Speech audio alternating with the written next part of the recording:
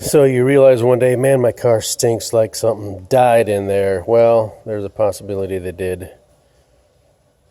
Here we are in Oregon. I'm sure it happens everywhere. It happened in Minnesota too. But not so much of finding dead animals actually in the car in Minnesota, but they would chew up wires in the engine compartment. Anyway, so Subaru, terrible odor. I took a dead mouse out of here a few months ago, cleaned everything up, carabiner filter, blower motor, all down here on the passenger side of the Subaru. Even built a cage for the air intake right there.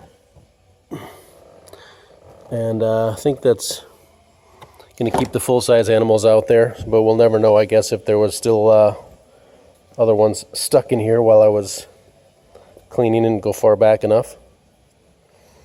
So there's a metal frame here. It was full of like nesting material. Insulation from cars is their favorite. Poop all along here. Looked like a trail of pee in this area. So just got to follow the poop and the pee, really. And the Subaru's got this nice plastic, I'd call it a tunnel for them, so they just apparently would go down here as a guess, or inside the car. Didn't matter too much. Here's kind of a telltale sign of an animal right here.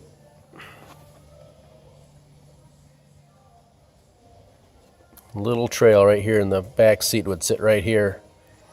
And yes, I did find down here 2 baby mice, only about this big. A couple of them, one was really small and one was a little bit bigger, but then we just found a mama or someone back here as well.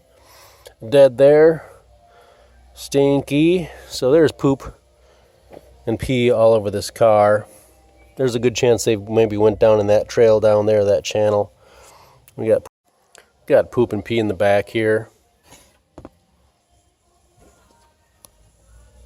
If you can see, but there's little trails up here.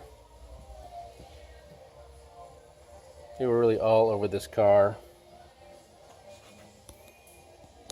Sorry, I'm going all over the place.